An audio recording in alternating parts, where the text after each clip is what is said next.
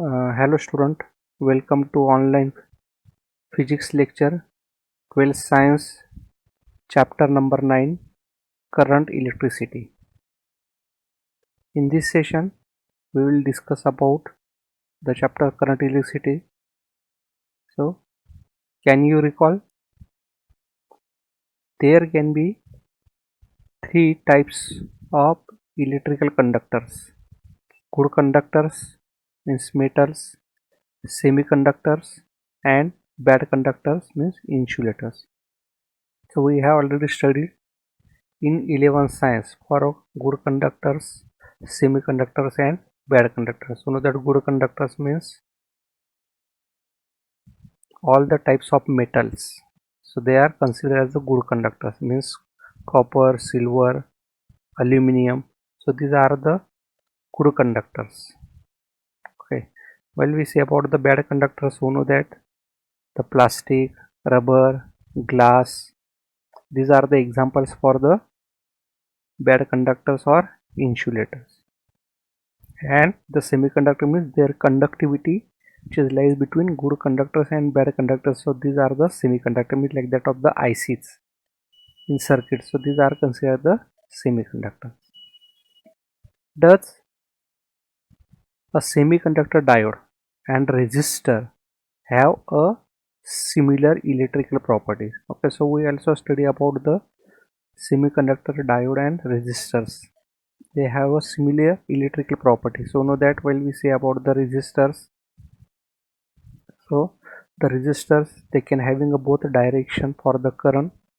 Okay, so they can having a properties in both directions. But while we consider about the semiconductor, so we know that in semiconductor there is the current flow in only one direction. So in that directions they can having a electrical property. The next one is, can you explain why two or more resistors connected in series and parallel have different effective resistances? So we also study about the resistors they are connected in series combination and parallel combination. So these are the diagrams for series combination and parallel combination.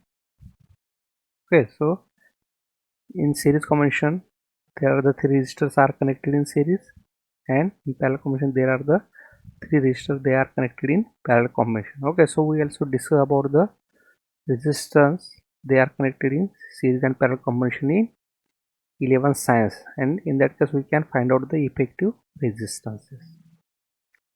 Then the next one is, that is introduction. So we have studied the origin of electrical conductivity in particular for metals. Okay, so for metals, so know that the origin of electrical conductivity we already discussed it in 11th science. Okay, so due to of the number of free electrons there is the conductivity can be produced in metals. The next, we have also studied how to calculate the effective resistance of two or more resistances. In series and in parallel, complex connections of electrical components cannot be easily reduced using the rules of series and parallel combinations of resistors. Okay, so we know that if the resistors they are connected in series and parallel combination, so in series combination, what is the formula for effective resistance? So that is Rs is equal to R1 plus R2 plus R3. If suppose there are the three resistors are connected in series, and if the three resistors are connected in parallel, so what is the effective resistance? That is 1 upon Rp is equal to 1 upon R1 plus 1 upon R2 plus 1 upon R3. Okay, means if the resistors are connected in series, so effective resistance is large. If they are connected in parallel, so effective resistance is small. Okay, so while for a series and parallel combination, we can take the resistors they are in a simple manner. But if the circuit in the form of complex circuit like that, okay, so this is a complex circuit. So if the circuit is complex, so in this complex circuit, so we can't use a series and parallel combination for it. Okay, so for more complex circuit, it can be analyzed by using a Kirchhoff's law. Okay, means by using the Kirchhoff's law, we can analyze the complex circuits or complicated circuit. Okay, so let us discuss about the next point, that is Kirchhoff's law of electrical network. Okay, so before that explanation of Kirchhoff's law of electrical network, so we'll describe these laws. Before that, we will define the some terms they are used for electrical circuit. Okay, so suppose this is the electrical circuit or electrical network. Okay, so the first is junction. Junction means any point in an electric circuit where two or more conductors are joined together is called a junction. Okay, what is the junction? Junction means any point in an electric circuit where two or more conductors are joined together, that is the junction. Second, loop. So loop means any closed conducting path in an electrical network is called a loop or mesh. Okay. The third, that is the branch. Branch means a branch is any part of network that lies between the two junctions. Okay, so let us see the figure.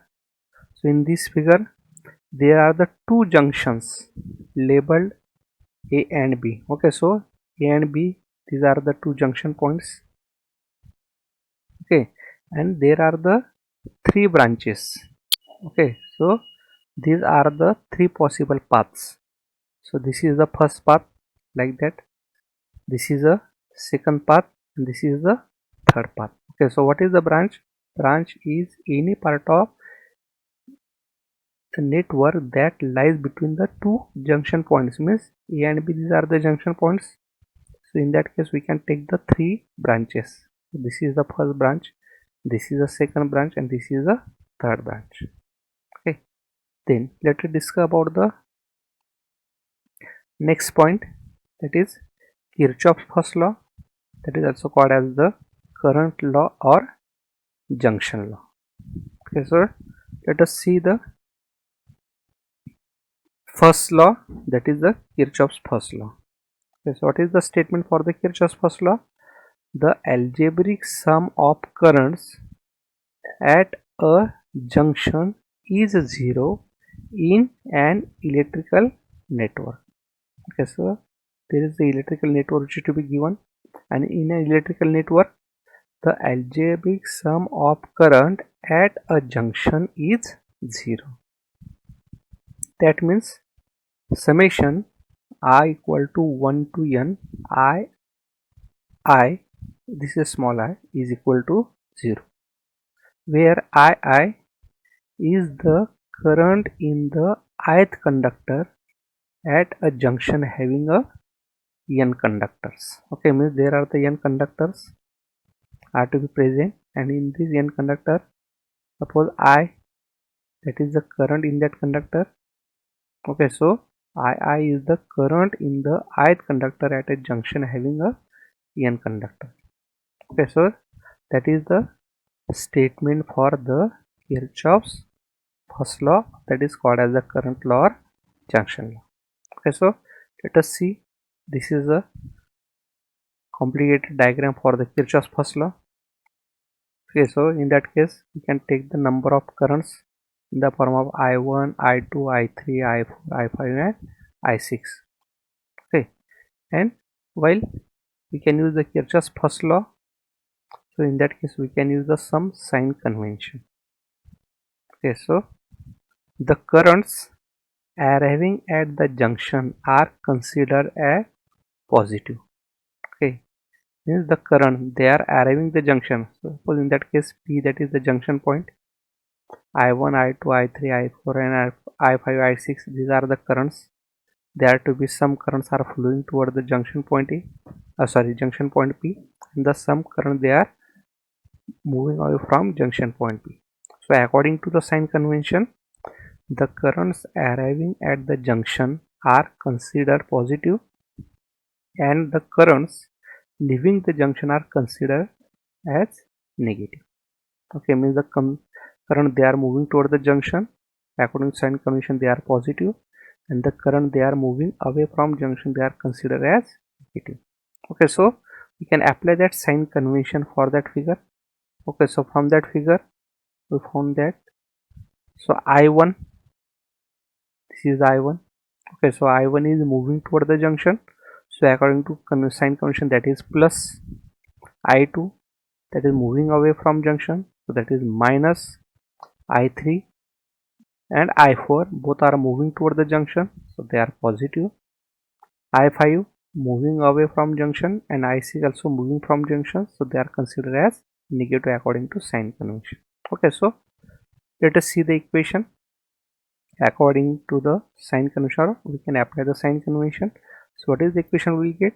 So I1, that is plus minus I2 plus I3 plus I4 minus I5 minus I6 is equal to 0. Okay, so clear that. Okay, so in that case, while we see the figure I1, I3, I4, this is I1, I3 and I4, these are the arriving at the junction, so they are the positive. And see I2, I5 and I6, so this is I2, I5 and I6, they are leaving the junction. Okay, so they are negative. Okay, so according to the sign convention, we'll get the equation is I1 minus I2 plus I3 plus I4 minus I2 minus I6 equal to 0. Okay, so we can rearrange the term. So minus I2 take on this side, that is plus, minus I5, that is plus on right side, minus I6 also on right side, that is plus. Okay, so we'll get the equation is I1 plus I3 plus I4 is equal to I2 plus I5 plus I6. Okay, so the total current means this I1, I3 and I4. Okay, so this is the total current flowing toward the junction is equal to the total current flowing away from junction, because these are the current which is flowing away from junction and these are the current which is flowing toward the junction. Okay, so we'll get the equation is I1 plus I3 plus I4 is equal to I2 plus I5 plus I6. Okay, means we say that the total current flowing toward the junction is equal to the total current flowing away from junction. Okay, so that is the expansion for the Kirchhoff's first law. Okay, then next one is Kirchhoff's voltage law. Okay, so let us see the statement for the Kirchhoff's voltage law. Okay, so that is also the Kirchhoff's second law. So it is the statement for Kirchhoff's second law voltage law. The algebraic sum of potential differences. Potential difference means you know that is the product of current and resistance, that is the potential difference. Okay, and the next is electromotive force, that is EMF in short. Okay, so the statement for the Kirchhoff's voltage law, the algebraic sum of potential differences and the electromotive forces in a closed loop is 0. So another, what is the loop? Loop means any closed conducting path in an electrical network, that is called as the loop. Okay, so while we consider about the any one loop, so for a closed loop, the algebraic sum of potential differences and the electromotive force is 0. Okay, so by that we can write the mathematical equation is summation IR, that is the sum of potential differences, plus summation of E, that is the summation of electromotive force, is equal to 0. Okay, so while we consider about like that of the Kirchhoff's current law, so in Kirchhoff's current law we can use the sum sign conventions. In similar way, in Kirchhoff's voltage law we can also use the sum sign convention. Okay, so let us see the sign convention. If we are traveling along the direction of conventional current, okay, means when we consider about the loop, which we can consider about the one of the direction. Okay, and if we are traveling along the direction of conventional current, the potential difference across that resistance is considered negative, otherwise positive. Okay, and the second is from the negative terminal of source to its positive terminal, it is taken as positive, otherwise negative. Okay, clear that the sign convention used for the EMF. Okay, so what is the sign convention? If we are traveling along the direction of conventional current, the potential difference across the resistance is considered negative, otherwise positive. So that is the sign convention for potential difference, is product of current and resistance. Okay, while we consider from the negative terminal of source to the positive terminal, it is taken as positive, otherwise negative. Okay, the next, let us consider, so this is when we can use the complicated circuit. So in this complicated circuit, we can take the 5 resistance, that is R1, R2, R3, sorry, this is R3, this is R4 and I5. Okay, so there are the two EMFs, that is EMF E1, that is EMF E2. Okay, so in that we say consider B and F, these are the junction points. Okay, so while you consider for point A, so I1, that is the current can flowing through R1.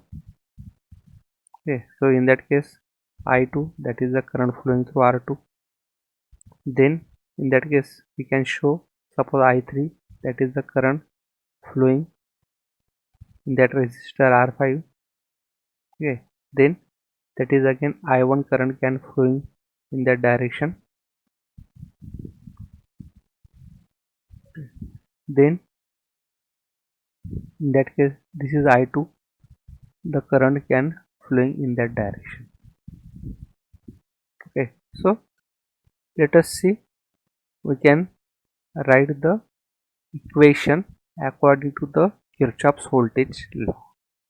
Okay, so let us consider the loop ABFGA in clockwise sense. Okay, so let us consider for this part. Okay, so we can take the loop ABFGA. Okay, so that is in clockwise sense. Okay, so we can write the equation according to the sign convention for a voltage law. Okay, so let us consider we are moving from point A to B at first. Okay, so in that case there is I1 current can flowing through the resistor R1. Okay, so according to sign convention, we are moving from A to B and in the same direction the current to be flow, so the potential difference that is taken as negative. Okay, so we can write the first equation is minus I1 R1. Then see the next, we are moving from B to F. Okay, so in that case that is the resistor R5. Okay, and what is the current can be shown, that is I3. Okay, so in that case we are also moving from B to F, in the same direction the current is flow, then at that time the potential difference taken as negative. We can write equation minus I3 I5. Again after that we are moving from B to G. Okay, so in B to G, which is the current flow, that is I1 through R3, so that is again negative. Okay, so we can write the equation is minus I1 R3. After that we are moving from G to A. Okay, so there is the EMF E1 to be connected, so we are moving from negative terminal to positive terminal of that EMF of cell. Okay, so at that time what is the EMF? So according to sign convention, so that is taken as positive. Okay, so we can write that is plus E1 is equal to 0, like that. Okay, so according to the sign convention, what is the equation we'll get for this loop ABFGA?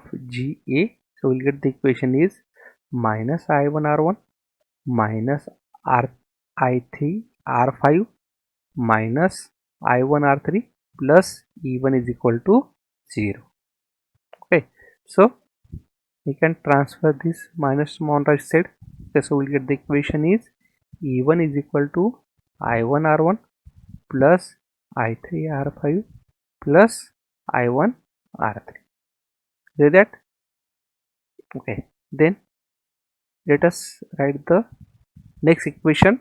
For that we can consider the loop that is ABFGA in clockwise sense.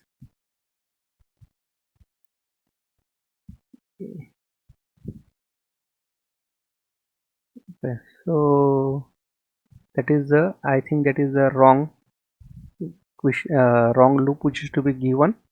So actually that is the equation minus I2 R2.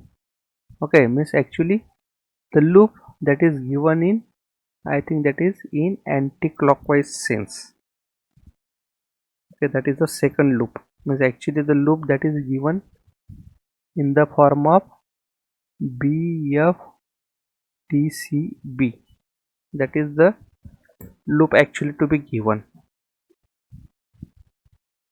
Okay, means in that case that is actually the, consider the loop that is given, that is not a ABFGA, but in that case we can consider the loop that is in the form of BFDCB, that is taken in anti-clockwise direction. Okay, and for that we can apply the Kirchhoff's voltage law. Okay, so what is the equation we'll get? So in that case we are consider for this side, that is CB. For this CB we get the equation is minus I2 R2. Okay, then while we are moving from B to F, so for B to F, so we'll get the equation is minus I3 R5. Then we are moving from F to D. So what is the equation? Minus I2 R4. Then we are moving from D to C. Okay, so that is again from negative terminal to positive terminal, so EMF is positive. Okay, so we get the equation is minus I2 R2 minus I3 R5 minus I2 R4 plus E2 is equal to 0. Right? Okay, so that actually the loop which is to be given to be wrong. Actually the loop that is considered in the form of CBFDC, like that. Okay, in that case we can take the loop for first part, that is ABFGA, that is in clockwise direction. Okay, and in the second part consider the loop that is the wrong. So what is the loop? That is in the form of CBFDC, that is in anti-clockwise direction. Okay, so we can take the loop in any one direction. We can take in clockwise direction, we can take in anti-clockwise direction, we can also take this loop in the form of clockwise direction also. Okay, but that is the, what is the important thing? So the direction, that is the very important. Means according to the direction we can use the sign convention. By using the sign convention we can give the different equations. Okay, so in that case we get the equation that is in the form of E2. So E2 is equal to, that is I2 R2 plus I3 R5 plus I2 R4. Okay, so that are the equations we can be write according to the Kirchhoff's voltage law. Okay, and by using that we can write the equation for EMF E1 and EMF E2. Then the next point is the steps usually followed while solving a problems using a Kirchhoff's law. Okay, so these are the 6 steps which are to be given. Okay, and these 6 steps they are to be followed while we can solve a problems using a Kirchhoff's law. So know that while we see about the Kirchhoff's law we can use the two laws. For the first, that is the current law and voltage law. Okay, and when we can solve the problems for that Kirchhoff's law, So we can follow that all the steps. Okay, so what is the first step? Choose some direction of the currents. Okay, so what is the first important thing is that we can choose the direction of current. That is, you know that in the Kirchhoff voltage law we can take the direction of current in the form of clockwise or anti-clockwise direction, like that. Okay, so that is the first point. Choose some direction of the currents.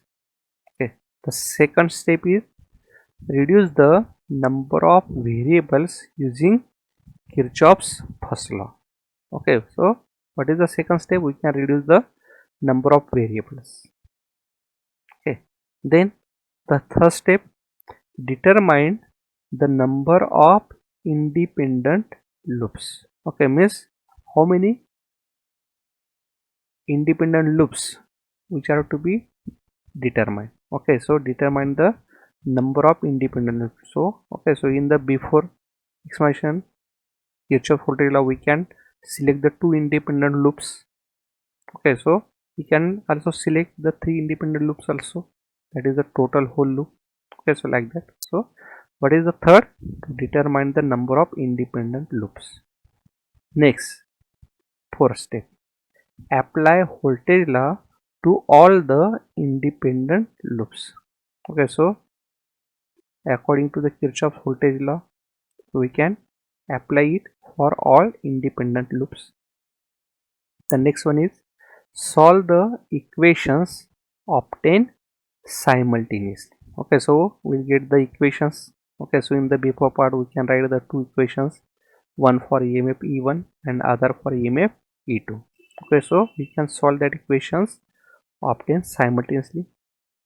The next, in case the current of in case the answer of current variable is negative, the conventional current is flowing in the direction opposite to that chosen bias. Okay, means when we can solve that equation, and in this case if the answer of current variable is negative, means we get the answer of current is negative, so at that time the conventional current is flowing in direction opposite to that of chosen bias.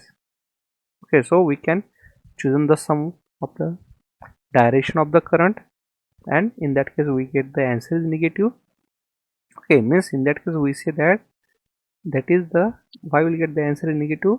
So the answer of current variable is negative, the conventional current is flowing in opposite direction to that of the chosen by us. Okay, so that is the total expression for the Kirchhoff's law. Okay, and in this Kirchhoff's law we'll discuss about the two laws, the Kirchhoff's first law and Kirchhoff's second law, and know that this law can be used if the circuit is, that is to be, complex or complicated circuit, means there are the number of resistances or EMF they are connected in the combination.